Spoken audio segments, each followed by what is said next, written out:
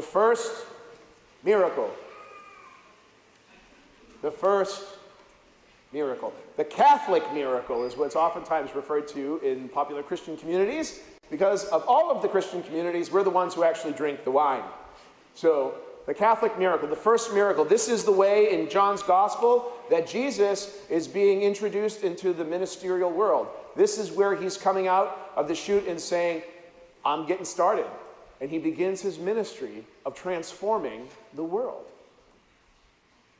Less than a month ago, we celebrated Christmas, where God made manifest love in the form of a little baby. Wonder had a field day. And we have celebrated Epiphanies in the couple weeks since. And the wedding at Galilee, the wedding at Cana in Galilee, is one of these powerful Epiphany moments in the life of Jesus. John is the only gospel writer who includes this part of the story where we're talking about the wedding reception here.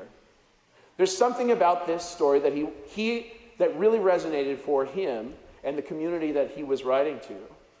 And John would have known very well the themes of married love, because they were just constant in the Hebrew Bible, what we call the Old Testament, right? And a lot of times we think of the Old Testament and we're like, oh, I like the New Testament God, I don't like the Old Testament God, right? Because the Old Testament God's got a lot of like the raining down thunderbolts, whatever type stuff, right? Like, except that's like the stuff that kind of sticks for whatever reason. There's so much of the opposite of that in the Old Testament. And John's aware of this. Like the Song of Songs and, you know, the way God is personified as a lover, and all of this kind of language comes to us from the Hebrew tradition. And he would have been very familiar with that. And it seems fitting that John, who was known as like the beloved disciple, right, would be using this image of love and this festival of love, this marriage feast, as a way of introducing Jesus to his community. Now in Camden, New Jersey, there's a church called the Sacred Heart, like there is in a lot of places. But a number of years ago, they did a new mural there, painting on the wall. And they did it of the four gospel writers, the four evangelists we call them, right? Matthew, Mark, Luke, and John. And the one of John is painted with like American Sign Language, like this, like the sign for love. Like John's the one saying, I love you, like of all the different guys. Images are, of, you know, like you can go like old school Da Vinci, like John the Beloved resting his head on the heart of Christ. You could go Da Vinci Code with that and go like nuts with it. And it's a good story, but it's not based in anything, but it's a good story, you know. But like the way we portray stuff in religious art matters. And John is trying to get us to understand how powerful this loving God is. This is like an inauguration moment for Jesus, because he's going out into the world to fulfill what the Father has called him to do and to be this leader of this new movement. And John no doubt rejoiced in the same scriptures we heard in our first reading today. With all of this wonder, I wrote some of the words down there, so important, right? For the Lord delights in you and makes your land his spouse. As a young man marries a virgin, your builder shall rejoice in marrying you. As a bridegroom, so shall God rejoice in you. So shall God rejoice in you. God rejoices in us. We are called to this covenantal kind of relationship of active Christian loving and living in the world. Loving God and our neighbor. That's a great way to demonstrate, to understand, to assess like how am I doing with my loving God stuff? It's not just when nobody else is watching, right? It's like, what are we doing with our neighbor? Those around us, right? It's almost like a measuring. So the poor become like a measuring stick of love for us. If you want to find out if a community is just, right? Are we doing justice, right relationships in our community? Where do you look to find that out? If you want to do a self-assessment as a community? Like, how do we look? We look to the condition of the poor. If you look to the condition of people who already have all their needs met, like everything's going to look great, right? But we look to the condition of the poor, and there's nothing wrong with being poor, but like, are my needs met? Like the basic needs, like that communities and individuals have. That's a good measuring stick for us to see where are we in line as a community and as a member of a community in loving our neighbor as an expression of loving God. There's a great couple of quotes in various literature about this image of the wedding feast at Cana. And I love this one from Richard Crashaw, who's an English poet. He talks about the miracle of Cana, and he says, listen, this is great. You can hear water, right? The conscious water saw its God and blushed. The conscious water saw its God and blushed. Became wine. Except this is not a skin-deep sort of, pinkish kind of blush. It's a total transformation. It's a total transformation in a jar that looks a lot like this, right? And these jars, these vessels that carry this water that's transformed into wine by God himself, it's easy to miss the message of some of the stuff in the message. Like, I don't know if you caught it, but like in that gospel reading, mentions what are the jars for? They're not for wine. The jars are for washing the Jewish ceremonial washings, like the feet, like we do on Holy Thursday, right? So this is not just like water that's good water to drink. It's not like the things that you would put good water in. It's certainly not the stuff you put wine in. Certainly not the stuff you put good wine in or the best wine, right? But this vessel itself that is seemingly unimportant, seemingly filthy, seemingly lots of things, becomes the very thing that carries the love of God, as is made manifest in that miracle, to the community. There's a lot we can learn from that. There's a lot we can learn from that. And sometimes our lives, when we look to the community and we want to find that measuring stick, sometimes our lives don't measure up. Sometimes they just don't.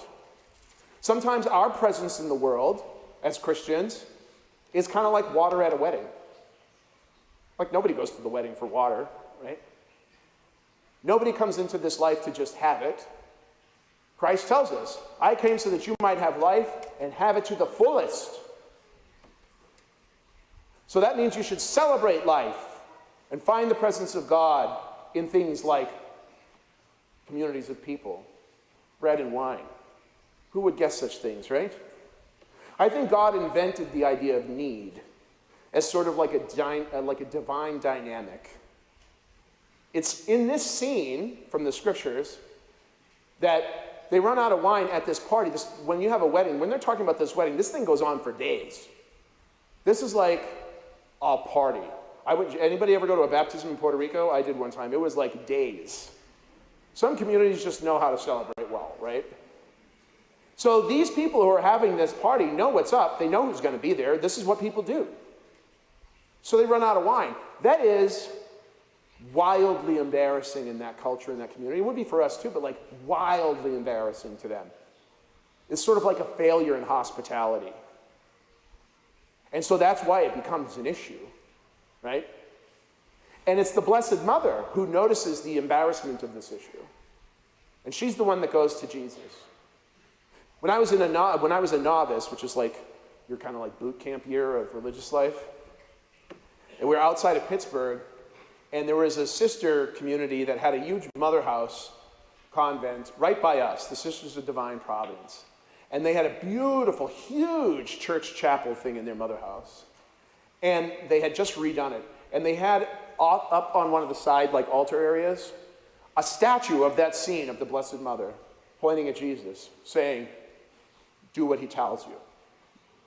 She looks like a woman of her time. She doesn't look much like we see in the statues, much more like earthy. There's the stone jars are there. This stuff is bigger than life size, huge.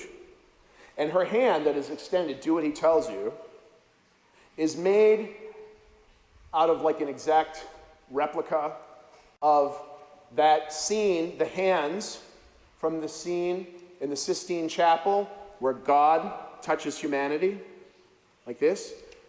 So they started with the hands and made the rest of the statue out from there. So it would all work. God touching humanity happens every time we gather. Jesus himself is like the first sacrament, right? The true presence of God poured out in the physical world, right?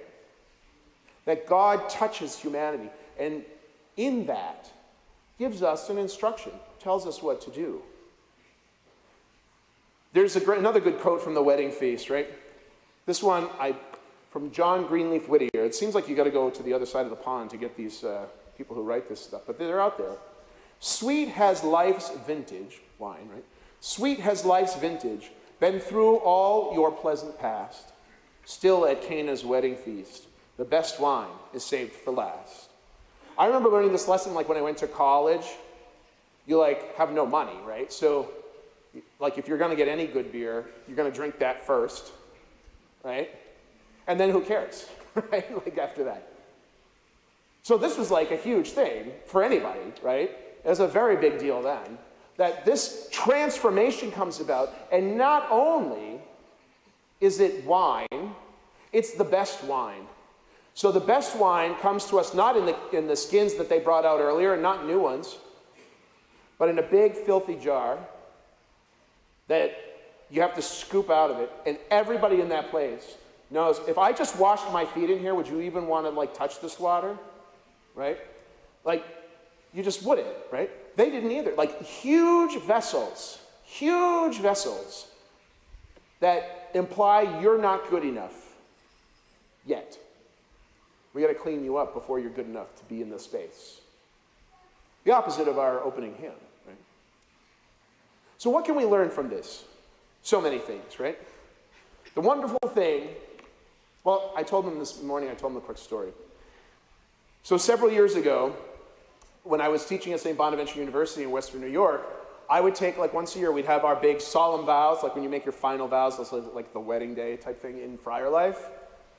Every year, I would take a group of guys down who wanted to go, like, to New York City, where we would do this at our Mother House Church in Manhattan, just to witness this. It's a great recruiting event, because it's a powerful ceremony.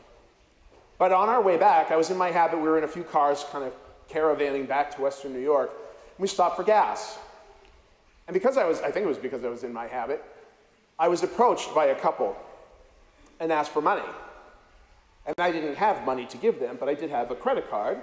And I said I could take you, I listened to their story a bit, and I said, well, go inside and we'll get you some groceries from the gas station store. You can get some stuff there, right? So we go in there and we kind of do all that, and we have a good conversation. And I think, for a lot of us, that would be like kind of a step down, like to go grocery shopping at the gas station, right? But for them, it was like a huge thing. It was like a humongous thing. And in our conversation, we kind of talked about this thing, like God can make anything happen, right? Like we just have to enter into the community to see it. These people, if they didn't show up at the wedding, they would have never known about the miracle, right? And I said, one of the great things about this miracle, or this story, is that the miracle didn't even happen until you got to the bottom of the barrel. So not only did they not lead with the good wine, they didn't even lead with the miracle, right? That sometimes it feels like we're scraping the bottom of the barrel. And I think for those people, that was their experience. But in that moment, after we had engaged in some kind of interaction of human kindness, where they were able to step away from this experience better than they stepped into it, even if not by much. In that moment, even though it may not seem like a step up for us, in that moment for them, water was like wine. It was a powerful moment and a good reminder to me. I think it's important for us to keep that in mind, because in order for this transformation to take place, we all have to participate in it.